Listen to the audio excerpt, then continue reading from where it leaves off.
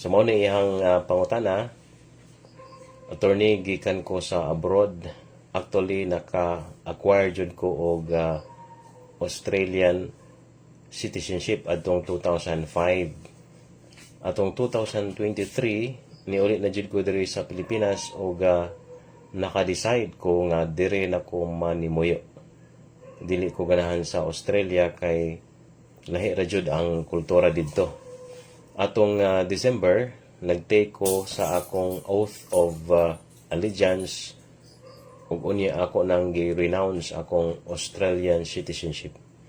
Ang pangutana, makadagan ba ko as congressman diri sa among lugar o dili na? Kay ingon sa uban dili na daw ko natural born Filipino. Salamat, attorney. Okay, so muna ang iyang pangutana kung makadagan pa ba daw siya isip congressman sa ilahang lugar after nga nahimo daw siya nga Australian citizenship, no? Og of course niuli naman siya diri atong December, niya po daw nga gi-renounce ang iyang Australian citizenship og nag-take siya og oath of allegiance. Okay, so muna iyang pangutana og pwede ba, no? Eligible ba siya nga mo dagan isip congressman? Okay, kay niingon daw ang uban nga dili na tungod kay dili na daw siya natural born Filipino. Okay, so muna atong tubagon karon pinaagi ni ato ang programa. Okay, so sa atong follower alang ni anang imong pangutana, ang tubag nato is yes, no, you are eligible to run as miyembro, no, sa Congress kung pananglitan palaron ka, no, nga mahimo kang mananaog sa eleksyon. Okay, so makadagan ka, no, isip representante sa inyong lugar. Nga naman tungod kay nibalik naman ka diri sa ato ang nasod, no. So doon ay nahitabo ng repatriation, no. Ang repatriation will result in the recovery of a person's original nationality. So muna ang giingon sa balaod labi na diya sa RA 9225, no. So muna ang ato ang balaod nga gibasihan diha.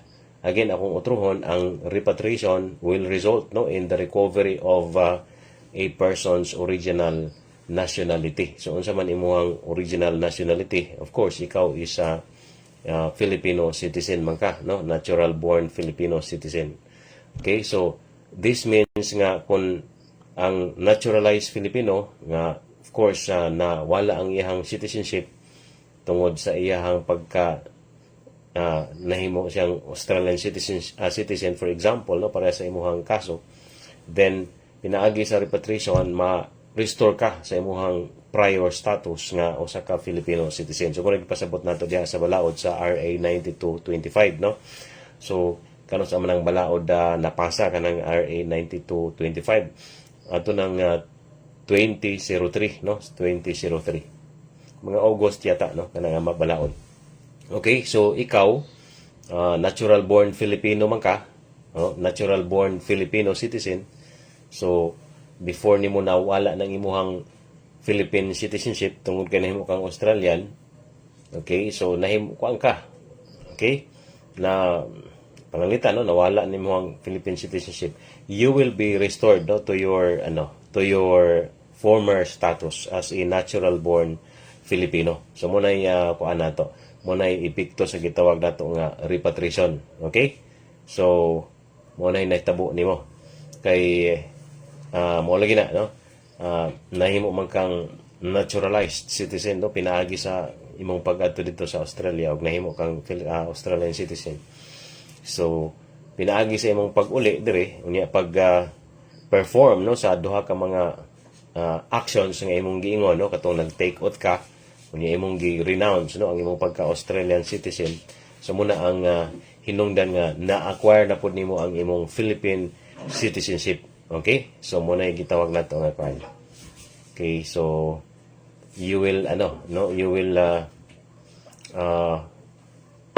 be reverted, no, to your katong imuhang pagka natural born Filipino, you know, no? So in fact na ang RA 9225, no, kuan gani na siya, no, ang imong Philippine citizenship, no, kung kay duha man gud na siya, no, before and after, no, sa RA 9225. Kung before kung after na ka sa effectivity of RA 2225, dili na ganito nga ma-lost gyud ang imong pagka-Filipino nga naman tungod kay pinaagi sa balaod nga RA 9225 naa may gitawag nato nga dual citizenship, no? So ma-retain man nimo imong Philippine citizenship despite having acquired foreign citizenship, no? So muna ang kuan muna ang mahitabuan na nagagi sa balaod. And unsa naman ang gikinahanglan ani? Kinahanglan ani kini lang kuan. Mo take lang kag oath of allegiance under the new law kining RA 9225. So sa imong pangutana, okay? Kuan ka, no? Allowed kanabang eligible ka nga mo dagan, no, sa imong kuan. So ikabala ka ana. Bisag unsaon na, no, kay ang requirement di ay sa ato ang magdagan sa Congress na kanang natural born Filipino siya. Okay, natural born Filipino citizen. So mo na ikuan nato. So ikaw pinaagi sa RA 9225, okay, naka-reacquire ka sa imong Filipino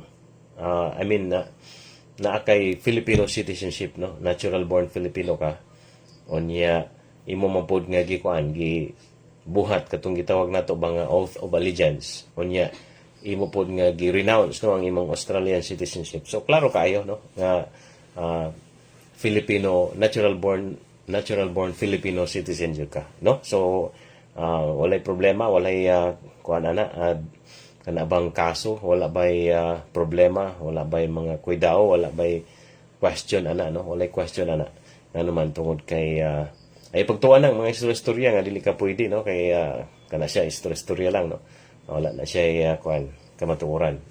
Tinuod ana is makadagan ka, walay legal impediment nga magpugong sa imuha nga dili ka magadagat as congressman sa inyong lugar. Okay, so congressman so di basta-basta no, nakatigom siguro ni sa Australia og daghan, no, kay paano mo dagan man og congressman kabalo na ta mga igsoon, no, dili sa tong nasod kung dagan ginita og kandidatura sa bisan unsa nga posisyon gani, no, kinahanglan gid og kwarta, no, kay murag naan ang mga tawo nga dunay kwarta. But of course, no, mas mayon ta nga mausab na tungod kay nahimo naman nung basihanan sa ato ang pag tan-aw, no, sa ato ang mga kandidato ang kwarta, no. Kung wala kwarta, sayang tong mga tawo nga mga walay kwarta pero adunay kaikag, adunay passion to serve the people. So mas mo ito ang ato tong pangitaon og atong tawana.